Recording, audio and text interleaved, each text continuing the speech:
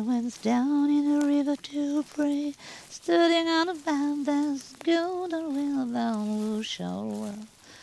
Arabian crowd, Lord, you show me the way. Oh, Father, let's go down. Let's go down if you come on down. Come on, Father, let's go down. Down in the river to pray. Ah, ça y est, t'as trouvé le chant, cool. Oui. Bon, c'est pas très compliqué quand même. Non. Un chant d'osier avec un chant d'osier et un chant d'osier. Puis là, ça va, il est pas très haut encore. Donc tu m'as vu. Salut. Hello. Ça va? Oh.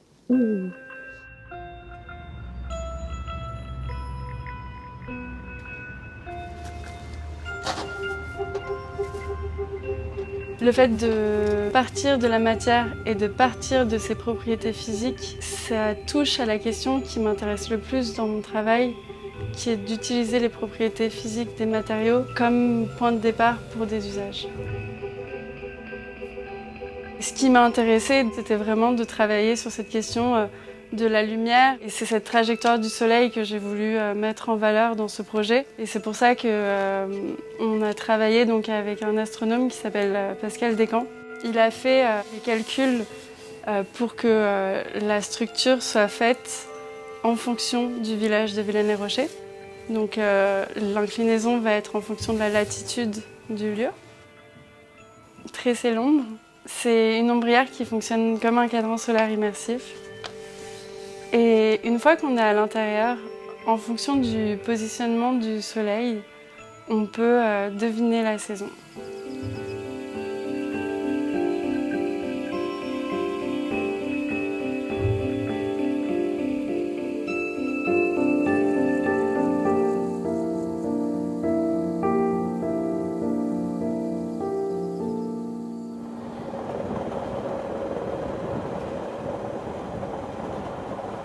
Quand je suis rentrée dans l'atelier de Catherine, je me suis vraiment dit « Ok, je sais que si je travaille avec Catherine, on va pas s'ennuyer. » Et je l'avoue, le projet qui avait été dessiné ne m'intéressait pas. Du coup, j'ai appris qu'une résidence d'artiste, en fait, c'était un partage. C'est ça le dialogue, en fait. Dialogue. Quel beau mot. On utilise une matière première qui s'appelle l'osier. Mais en fait, c'est le rejet de l'année du saule.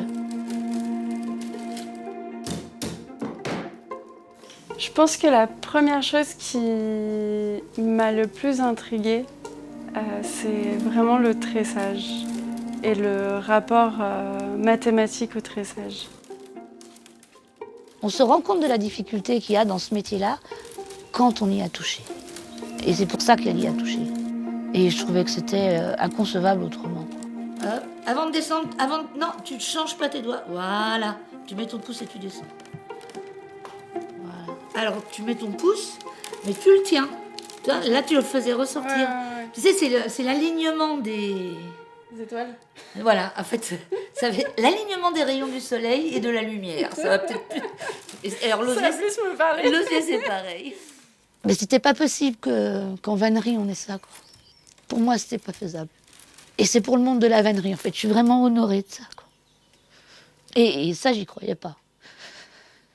Parce que j'ai déjà fait des démarches avec d'autres institutions où ils répondent même pas à la vannerie. Waouh!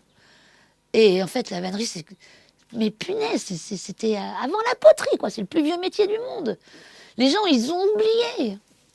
Ils sont passés du saule au plastique, mais comme si c'était quelque chose de normal. Moi, ça, je trouve pas ça normal. Vous pouvez pas savoir quel honneur c'est pour moi d'avoir cette consécration-là. Le prix Bettencourt dans le monde de l'art, c'est la petite étoile filante qu'on a toujours envie d'attraper, quoi.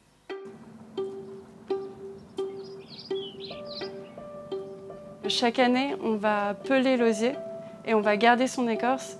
Et c'est justement à partir de l'écorce qu'on peut faire du brai d'osier pour le protéger en extérieur. C'est une technique ancestrale qui a été utilisée aussi bien en surfaçage, mais aussi en imperméabilisation de l'osier. combien de fois je me suis posé la question. Comment on allait pouvoir, en fait, continuer jusqu'au bout, qu'il n'y ait pas un truc qui ne soit pas récupérable. Le brai d'osier, ça a marché. Donc ça veut dire que c'est possible, techniquement, de faire du brai à partir de l'écorce, mais aussi à partir des branchus. Je pense que ce qui m'intéresse le plus, c'est vraiment de voir comment, avec le scientifique, on peut développer ce traitement de surface. Moi, je pense que ce procédé-là, ce serait bien qu'il reste à Vilaine-les-Rochers. Je pense aussi. Qu'il soit, développé avec des gens qui n'ont pas de travail